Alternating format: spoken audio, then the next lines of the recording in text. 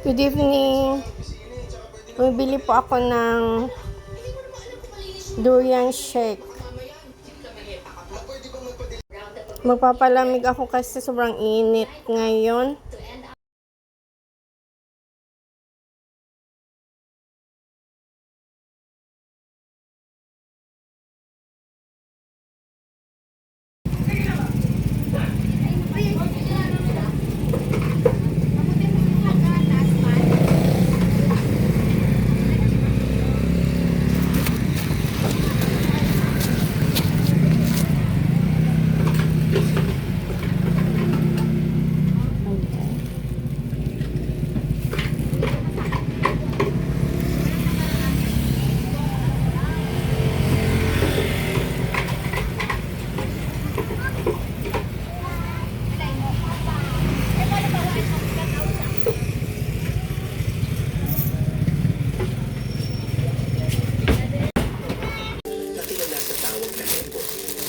Ang bango ng durian. Ayan guys, yung ako binili.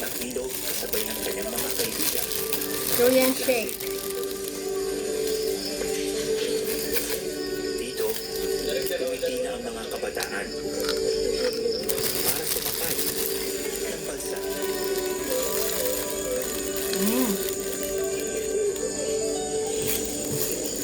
Ang sarap. Shortcut ito ng mga bata. May tulay raw 2 kilometro mula rito.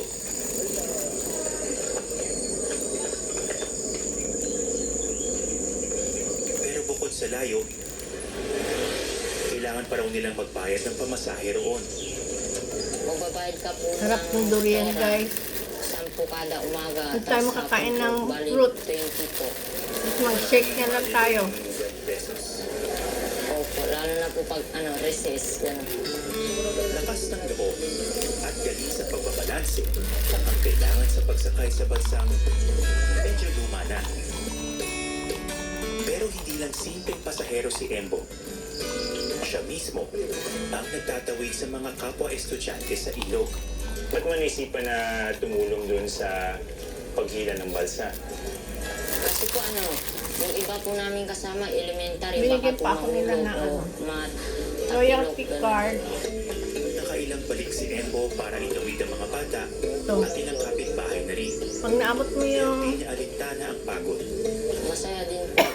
Kasi po sabay-sabay tumatawid five. yung pinsan, may kaibigan, next is libre. Mukhang madali lang kapag ginagawa ni Embo. Free 12 ons. Kaya sumubok na rin ako. Yan. Ulit naman, 5. Free na naman dito.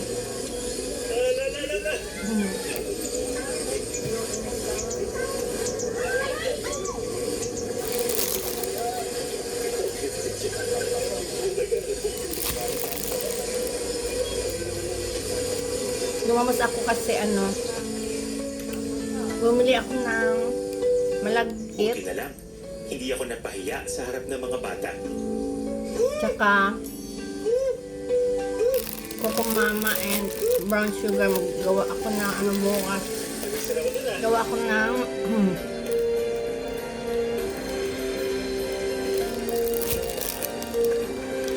biko. Usuman guys. Mula sa kabilang bahagi ng ilog, 10 minuto na lang ang lakad papunta sa school.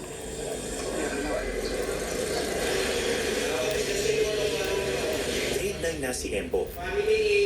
Ayon sa kanyang mga guro, mabilis siyang matuto at nakasasabay sa klase. Pero marami rin ang hirap pang magbasa at umintindi. Isa ito sa pinakamalaking hamon ng paaralan. Mahalagang-mahalaga Suil, 100% dapat itaas po namin ang comprehension level ng mga bata. Dahil doon po nakikita kung talagang may learning. Isa sa mga medyo nahuhuli, si Daniel. Aminado ang bata na tumuntong siya ng grade 8 na Yan, hirap pagka magbasa. inuubo ako guys, Hindi na po ako nabubulong sa lamigan Pag nagbabasa aking lalamunan. Pag ano lang po, huwag yung mga... Hindi ko po alam Excuse sa me. nilalampasan ko na lang po. Maghalo-halo gani, magkahalo-halo. Mga batang nahihirapan sa school nagpatupad ng body system ang Buhundahin ko ba, bas Noong matugnawan nakaraang akong taon, tundan. itinalis nila ang mga estudyanteng nahuhuli sa mga mas nakakaintindi. Yung body system po, ini-employ po namin ito unang-una sa non-reader. Itabi mo siya sa batang may alam magbasa. Siya po yung Marami siyang durian, masarap. Sina Epo at Daniel ang na-assign na mag-body. Nung nagsimula kayo mag-body ni Embo, nakatulong ba sa iyo? Opo. Bihira lang naman ako mag... Siguro pag Take. nahihirapan pa ako, tinuturuan niya pa ako. Kahit bago pa lang ang programa, promising daw ang resulta nito. kapag na-develop na rin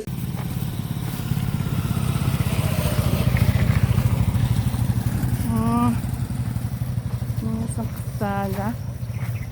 Walang sasakyan.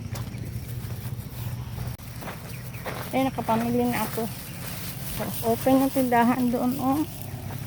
Pumili ako ng saging, kamote, gulay.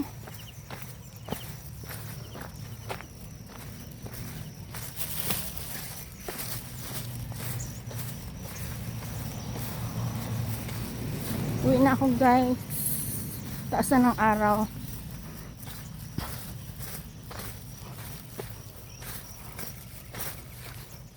Meron silang tinda doon na mga ano, yung pang binignit ba? Kasi kaya na binignit sa Tagalog, eh.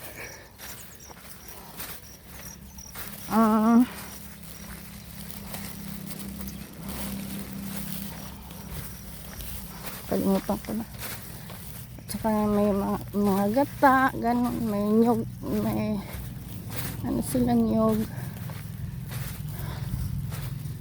Sampelot sa Kapampangan. Sa Bisaya, binignit. Yan, guys. Mga sangkap. Meron sila kompleto.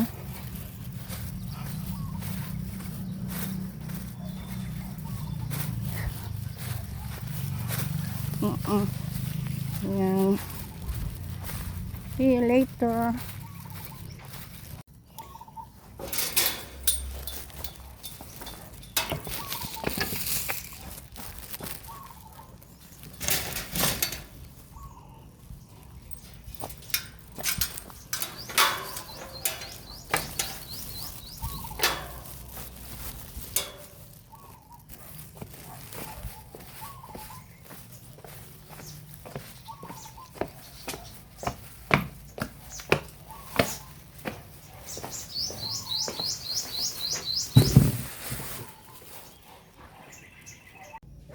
Ayan, good morning. Wala pang alas 7, guys, pero ang taas na ng araw.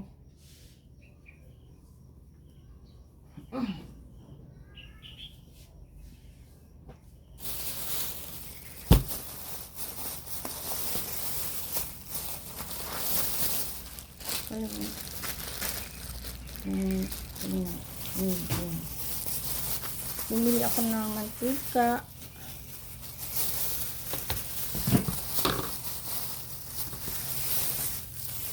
Saging,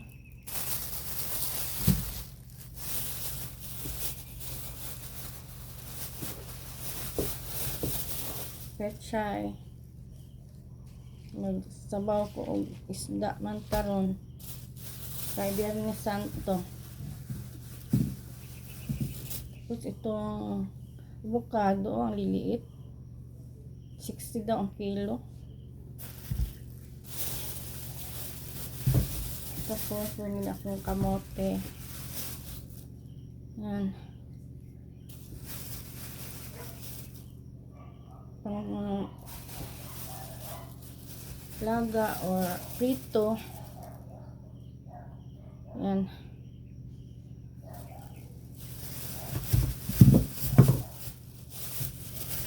Ito. 10.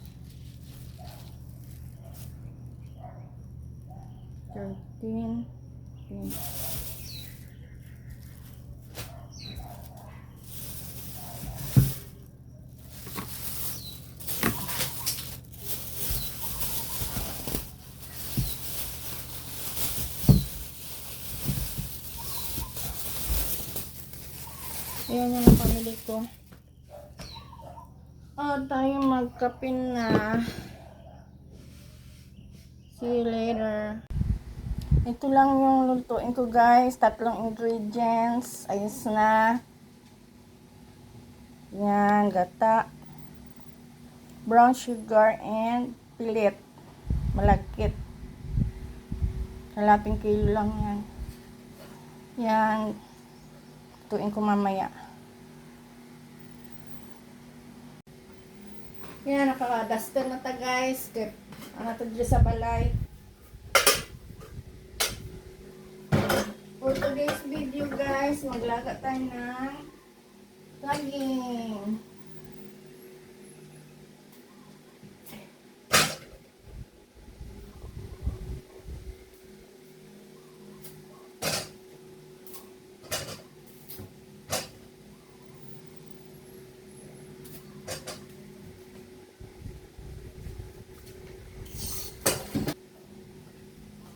Sabayan ko ng kamote kaya. 2 kamote. Magtipid tayo sa ano guys, sa gasol. Kasi magmamahal na din ang gasol.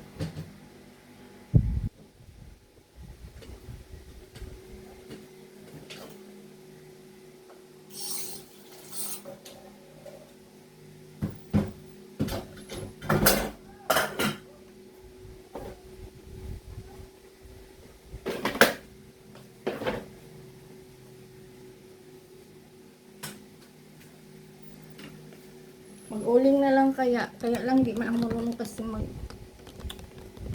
kaarte mo, hindi ka kasi di ako bihasa ba magsindi ng uling.